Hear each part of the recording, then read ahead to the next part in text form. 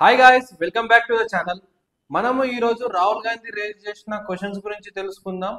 At the same time దానికి election commission ఏమని response ఇచ్చిందో చూద్దాం. రాహుల్ గాంధీ రేజ్ చేసిన క్వశ్చన్స్ ఏంటంటే, మీరు ఎందుకు బీజేపీకి ఫేవర్లో పనిచేస్తున్నారు, డిజిటల్ డేటాని ఎందుకు ప్రొవైడ్ చేయడం లేదు, సీసీటీవీ ఎవిడెన్స్ని ఎందుకు ప్రొవైడ్ చేయడం లేదు, ఫేక్ ఓటర్స్ ఇంకా ఓటర్ లిస్ట్ ట్యాంపరింగ్ జరిగింది, ఏ స్టెప్స్ ఎందుకు తీసుకోవడం లేదని చెప్పి క్వశ్చన్స్ రేజ్ చేశారు. సో దీనికి రెస్పాన్స్ గా ఎలక్షన్ కమిషన్ ఏం ఆన్సర్ ఇచ్చిందో చూద్దాం. ఎలక్షన్ కమిషన్ ఏమని ఆన్సర్ ఇచ్చిందంటే, డిజిటల్ డేటా యాక్సెస్ ని సుప్రీంకోర్టు రిజెక్ట్ చేసింది and it's not legally mandatory అని చెప్పి ఆన్సర్ ఇచ్చింది. సీసీటీవీ ఎవిడెన్స్ అనేది లీగల్ ఛాలెంజెస్ కి మాత్రమే ప్రొవైడ్ చేస్తారని చెప్పి రెస్పాన్స్ ఇచ్చింది. అలాగే ఫేక్ ఓటర్స్ ఇంకా ఓటర్ లిస్ట్ ట్యాంపరింగ్ గురించి అయితే కంప్లీట్ గా డినై చేసింది. ఎందుకంటే అక్కడున్న కాంగ్రెస్ గవర్నమెంట్ అదే ఓటర్ లిస్ట్ ని క్యాస్ట్ సెన్సెస్ గురించి యూజ్ చేశారు.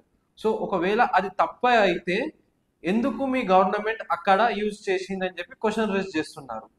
అలాగే ఏమన్నారంటే, మీరు మా పైన ఆరోపణలు పెడుతున్నారు, మేము బీజేపీకి ఫేవర్లో పనిచేస్తున్నాం అని చెప్పి ఎవిడెన్స్ ఏమన్నా ఉందా, ఎవిడెన్స్ లేకపోతే మీరు క్షమాపణ చెప్పాలి అని చెప్పి స్ట్రాంగ్ గా ఆన్సర్ ఇచ్చింది. రాహుల్ గాంధీ ఈ క్వశ్చన్సే కాకుండా ఇంకా చాలా క్వశ్చన్స్ అడిగారు, కానీ మోస్ట్ ఇంపార్టెంట్ క్వశ్చన్స్ ఇవి.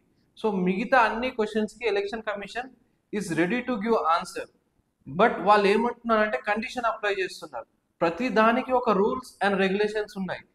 ఒకవేళ మీరు అండర్ ద ఓత్ సిగ్నేచర్ చేసి ఇస్తే we are ready to response and it's a legitimate thing. ఎందుకంటే as a opposition leader he have to follow the rules. ఆయననే ఫాలో కాకపోతే ఇంకెవరు ఫాలో అవుతారు? అట్ ద సేమ్ టైం మనము కూడా ఆపోజిషన్ ని యాజ్ అ కామన్ పర్సన్ గా కొన్ని క్వశ్చన్స్ అడగాలి. ఆ క్వశ్చన్స్ ఏంటంటే, ఒకవేళ నిజంగా ఫేక్ ఓటర్స్ ఎన్రోల్ అయినరు, ఓట్ ట్యాంపరింగ్ జరిగితే ఎందుకు బీజేపీ ఒక సీట్స్ తగ్గాయి? కేఎన్ రాజప్ప కర్ణాటక మినిస్టర్ ఏమన్నారంటే, ఈ ఫేక్ ఓటర్ ఇష్యూ అనేది కాంగ్రెస్ పీరియడ్ లో జరిగింది, బీజేపీ పీరియడ్ లో కాదు అని చెప్పి స్టేట్మెంట్ ఇచ్చారు. సో దానికి మీరు ఆయనని ఎందుకు మినిస్టర్ పదవి నుంచి తప్పించారు?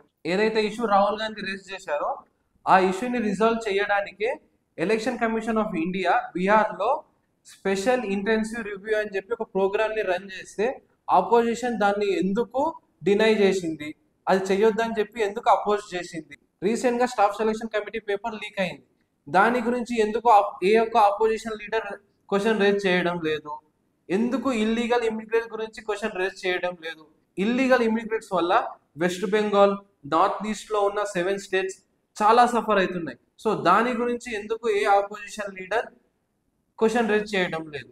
సో ఈ ఇంపార్టెంట్ క్వశ్చన్స్ ఎందుకు ఆపోజిషన్ రేజ్ చేయడం లేదు అని చెప్పి మనము వాళ్ళని క్వశ్చన్ చేయాలి.